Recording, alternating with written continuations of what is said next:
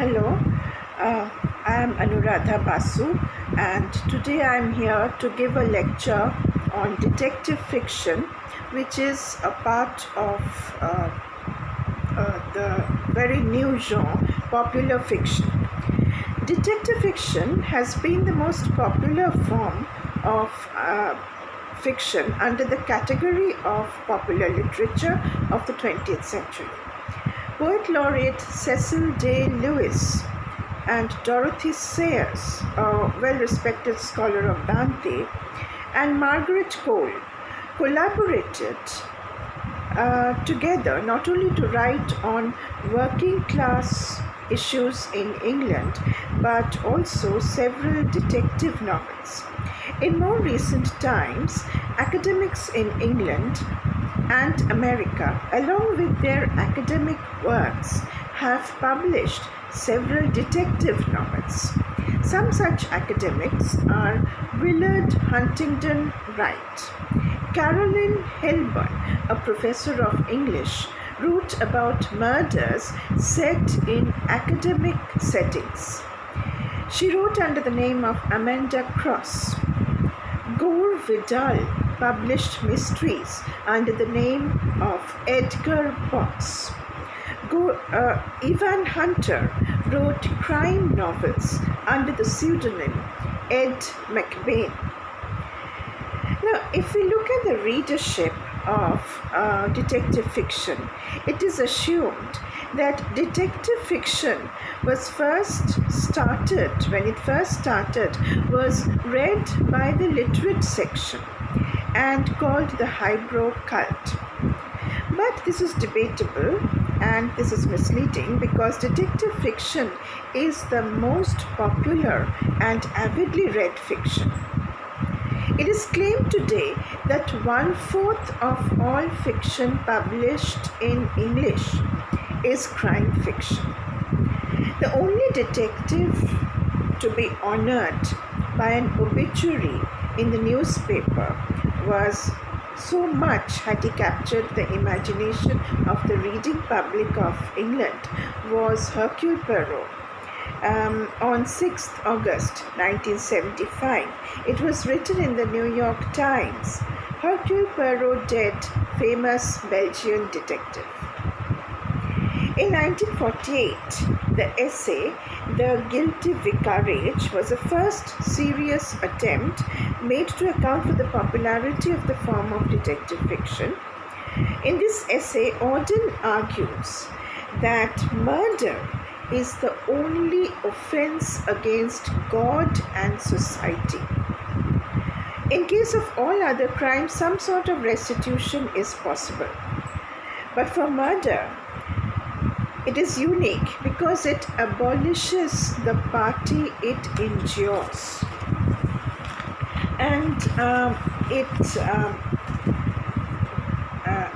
And society has to take the place of the victim. And on behalf of the murdered, the society demands atonement or grants forgiveness. Many readers see the detective story as a modern-day version of the morality play, where there is a struggle between good and evil, and the good will ultimately win after it goes through a period of trial. The murderer will be found out. There is no gray. There is only black and white, and the evil has to be purged from society. Okay? There is either good or evil. Stephen Knight, in his work Form and Ideology in Crime Fiction, gives one of the best analysis of the development of various forms of crime fiction, starting from the Newgate Calendar, a collection of stories of crime and punishment, first published in 1773, to the modern variations like Ed McBain's police novels. Sherlock Holmes, the first really popular detective hero, provided late Victorian England with a suitably equipped hero who could embody the reader's faith in certain in modern systems of scientific and rational inquiry under an uncertainty and of a troubling world of murder or crime. As Elsie Knight says, detective fiction fulfills the social function of a folk tale. It explains the world. It protects the folk against psychic and physical threats. It offers escapist entertainment. It is socially normative.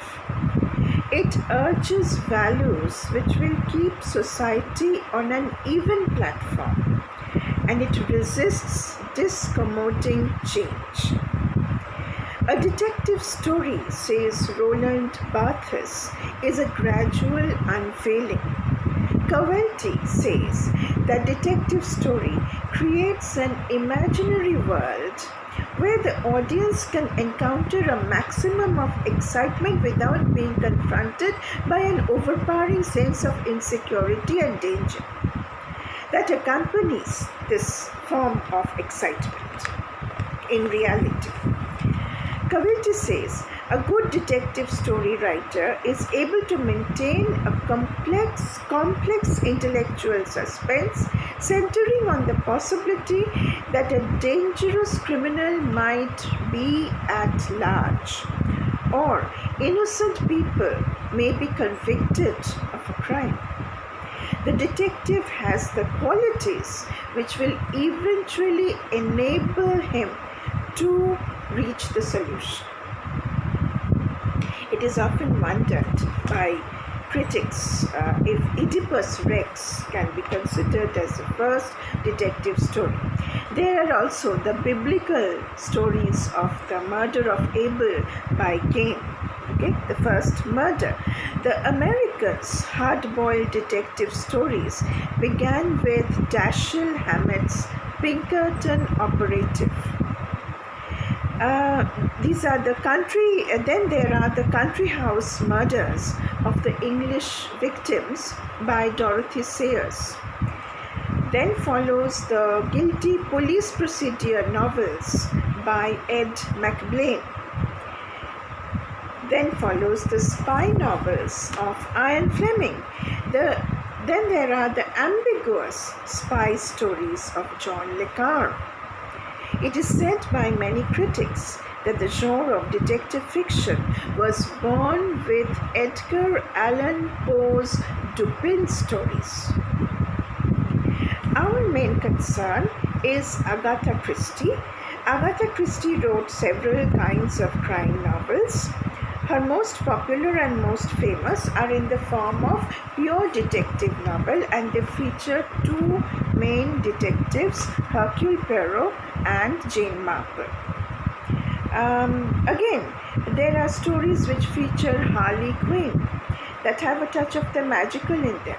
Then there are stories like 10 Little Niggers, in which there are several murders and there is no detective.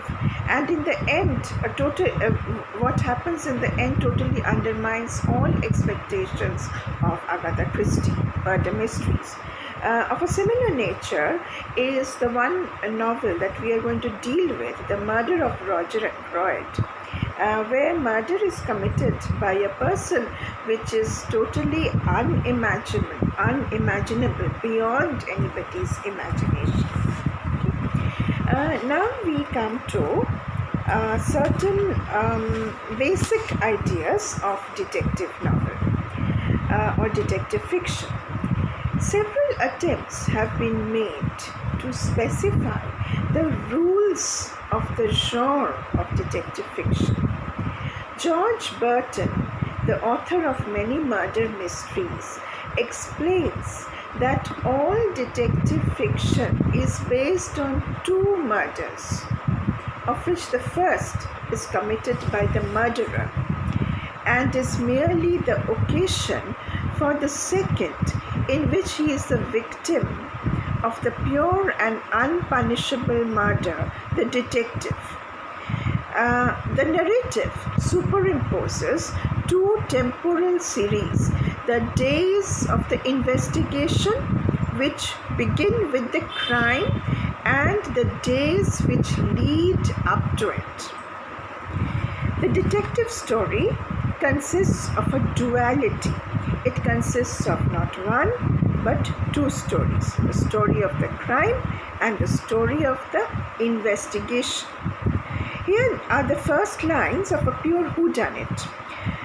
Lines are: a small green index card on which it is typed Odell Margaret, 184W, 71st Street, murder, strangled, about 11 p.m.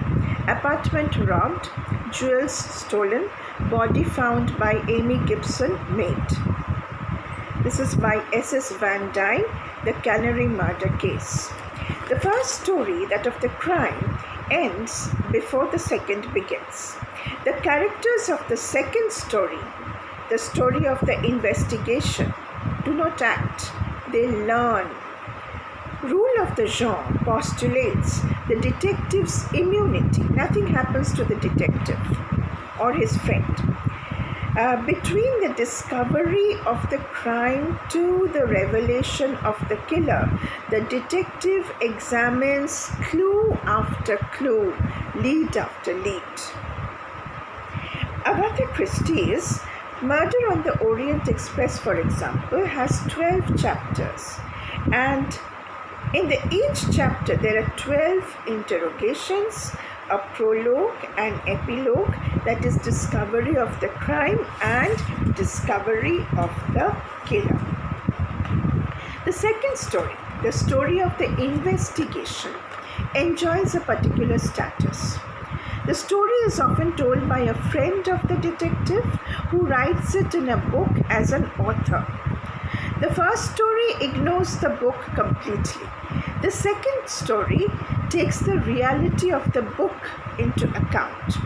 Thus, of the two stories, the story of the crime tells what really happened. The story of the investigation explains how the reader had come to know about it. Here, we may consider another genre within detective fiction, the genre created in the United States, the thriller. This genre fuses the two stories, suppresses the first, and vitalizes the second. We are not told about the crime anterior to the moment of the narrative. The narrative coincides with the action. In a thriller, the narrator does not comprehend all past events. We do not even know if he will reach the end of the story alive. There is no story to be guessed. There is no mystery. But that does not diminish the interest of the readers. The first effect is the corpse and certain clues. The cause is the culprit and the motive must be found. Second form is suspense. We are first shown the cause, the gangsters preparing a heist, and our interest is sustained by the expectation of what will happen. This includes effects, corpses, crimes, fights. In detective fiction, the detective and his friend is immunized. But in a thriller, the situation is reversed. Everything is possible. Detective risks his health. And now, certain basic concepts of the detective novel have to be seen. The novel, firstly, must have at most one detective and one criminal, and at least a victim, that is a corpse. Secondly, the culprit must not be a professional criminal, must not be the detective, must kill for personal reasons. Thirdly, love has no place in detective fiction. Fourthly, the culprit must have certain importance. That is, socially, he must be an important person. And in the book, he must be one of the main characters. It cannot be a butler or a chambermaid. Fifthly, everything must be explained rationally. The fantastic is not admitted. Sixthly, there is no place for descriptions or psychological analysis. Seventhly, with regard to information about the story, the following homology must be observed. Author is to reader, criminal is to detective. Finally, banal situations and solutions must be avoided. These rules have been laid down for a dogmatic detective fiction by S.S. Van Dyne in 1928. So I hope you enjoyed this first part of the lecture series on detective fiction, which will finally focus on The Murder of Roger Ackroyd by Agatha Christie. Thank you so much for watching, and thank you for your time.